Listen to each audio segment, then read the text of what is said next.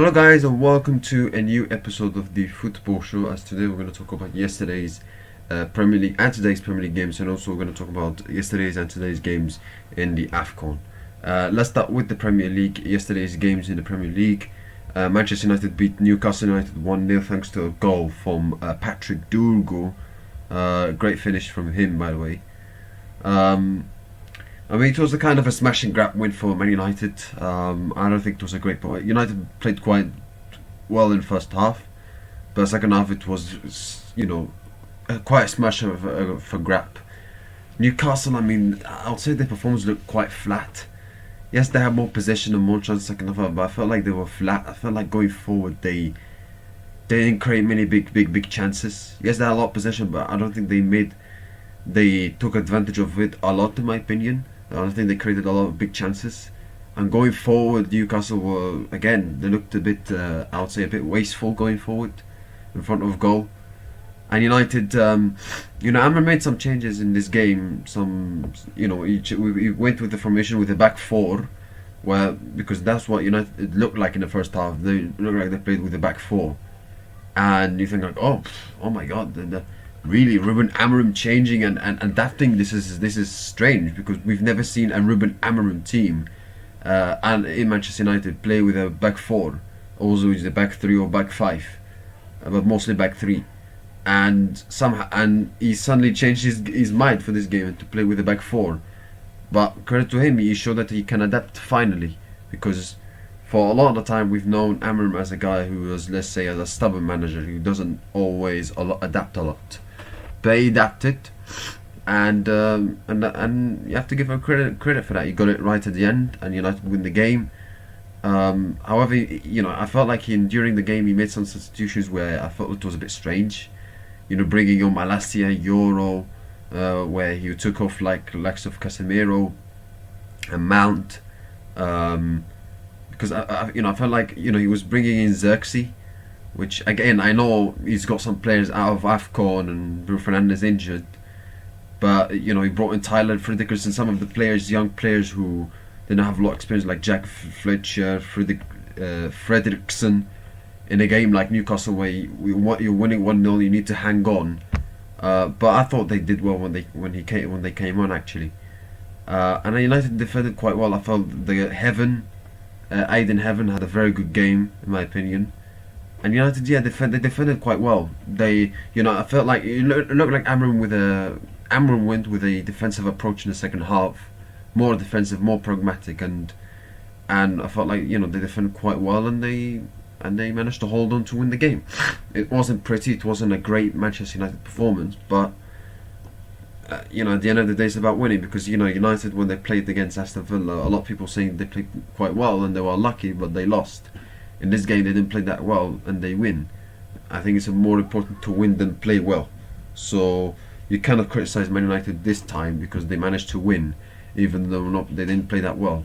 So yeah, and it's against Newcastle side, who are a good team. They're not easy team to play against. So I think United and Amorim should be giving credit for that, for how they also managed the game, especially when they were not at their best, and how they managed to dug deep, particularly in the second half, to go on and win the game.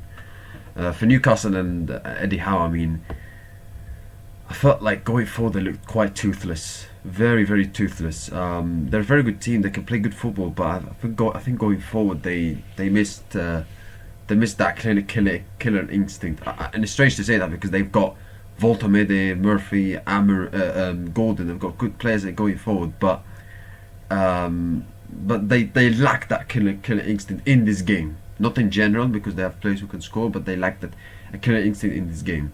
And I have to say, Anthony Gordon, how many months he's been, since the beginning of 2004-2005 season, his performance has not been that good. He's not the same player as he used to be before. Before that, he used to be fast, electric, quick, strong, could score goals. He was a typical type of winger who could score goals. He was a great winger, who at some point he was even compared to Eden Hazard at his prime for Chelsea. And after that, his performance he's not been the same. He's not been the same player as he was before. I don't know what's happened to him. So yeah, not He's not been having a good season so far, so he needs to up his game very quickly. If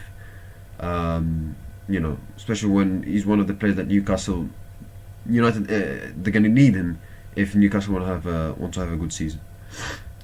Let's move on to today's Premier League games. You've got Nottingham Forest against Manchester City. A tricky game for Manchester City in my opinion. Nottingham Forest. They've been quite an up and down form recently. They lost against Fulham, and they also which was the other before game?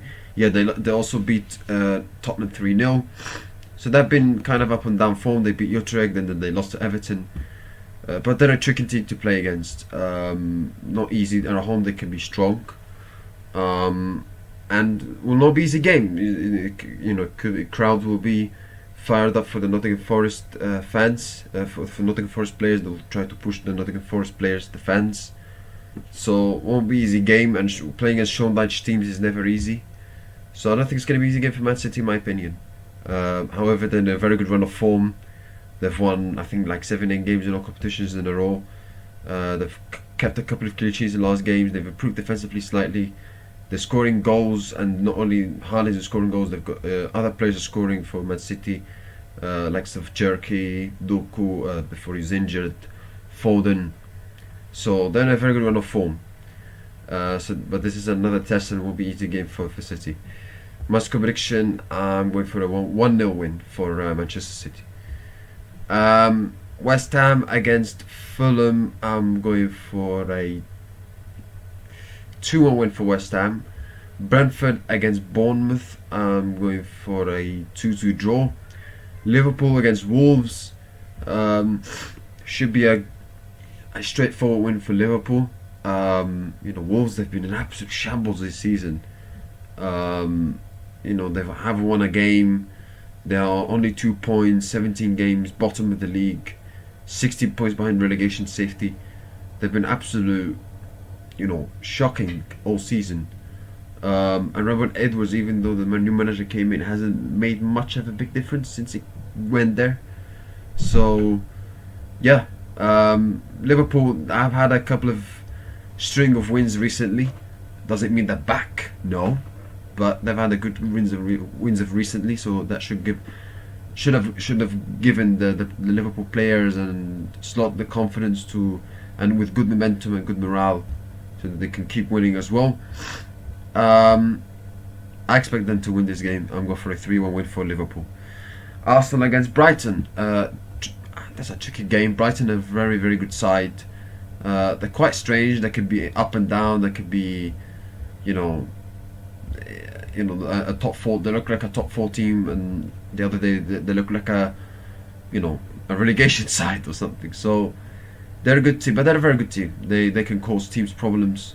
They haven't won in the last 4 games, but I can assure that it will be a difficult game for Arsenal. And the fact that they are without a 4-game winless streak is gonna even try to motivate them more to try to put a very good performance in this game, especially against a side like Arsenal, who are top of the league. They've won the last couple of games, but they've not been at their best against Wolves, against Everton, and Crystal Palace. But it's about winning your games. It's about winning your games. Then because I guess Aston Villa, they played better than they were against Wolves and Everton, and they lost. So it's about getting the points. It's about winning at the end of the day. But for sure, at some point they're gonna have to prove their performances, because at some point they will get caught out if they perform the way they did against Everton and Wolves. So yeah, but it won't be a tricky game. Brighton are a very good side. They can cause problems. Brighton can always have given Arsenal in the past a bit of headaches when they face each other. So it won't be an easy game, but I expect Arsenal to win. So I'm going for a 2 win for Arsenal. Burnley against Everton. I'm going for a 2-1 win for Everton. Chelsea against Aston Villa. Very, very good game. Chelsea not been the best run of form recently. Not the best, not outstanding. I won't say it's terrible, but not outstanding. They had a good comeback against Newcastle. winning games against Cardiff and Everton. Then they lost to Atalanta and drew with Bournemouth. They've lacked that consistency all season. That's been Chelsea's problem. But yeah, it's a very tricky game for Chelsea. Cole Palmer is back, so he should be ready for this game. So that's going to be a good booster for Chelsea to have in this game. Aston Villa, they're like I said before, they're an amazing run of form. They play probably the most informed team right now in the Premier League and probably even the world. 10 wins in a row in all competitions. They're in amazing run of form. Going forward, they can score goals. They can score goals from many different players, like Morgan Rogers did in the last game. Before that, it could be other players as well for Aston Villa. So, they look like there's not like a team that relies on one player. So yeah. But can they beat Chelsea away?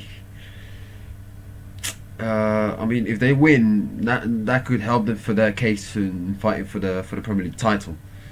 But Chelsea, I think this is a much important game for Chelsea, because obviously they're level points with Man United and Liverpool for that battle for the top four. So it's going to be an important game for Chelsea to not lose, especially this game. So because if they lose, then it could be a disaster for the top four hopes. I know it's early, but still, you've got teams like United and Liverpool behind them. So, and also teams like Sunderland, who are not far away. So, yeah, very important game for Chelsea. My score prediction, I'm going for a 1-1 draw. Let's move on to African Cup of Nations, AFCON. Yesterday's games, Egypt beat South Africa 1-0. As it was, it was a stressful watching as an Egyptian fan. Wasn't an easy game at all. I mean, in the first half, I thought in the first 15-10 minutes, Egypt started quite well with some of the passing we tried to do, some of the link up.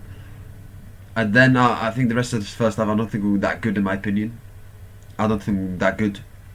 We lost some easy balls. We were conceding some sloppy possession.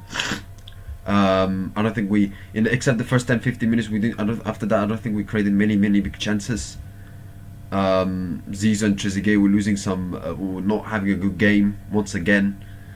So, yeah, it wasn't a great first half performance from Egypt, except the 10-15 minutes, and then we get the penalty, which in my opinion it was a penalty. The guy slapped him in the face of Salah. In my opinion, it was a penalty. I don't know why people were arguing it online. It was a clear penalty, and Salah scores it. And then you want to think, before we go to half time, 1-0 up. That's good. That's a good goal. That's an important goal for the morale of the team. And then you get a red card down to 10 men thanks to, Mohamed Hani's stupidity. I don't know what was he thinking. He was on a yellow as well, and it was before half time, just before half time. Like, why would you do this? I've no idea. Stepping in other players' feet when you're on a yellow as well. So that was very idiotic from him.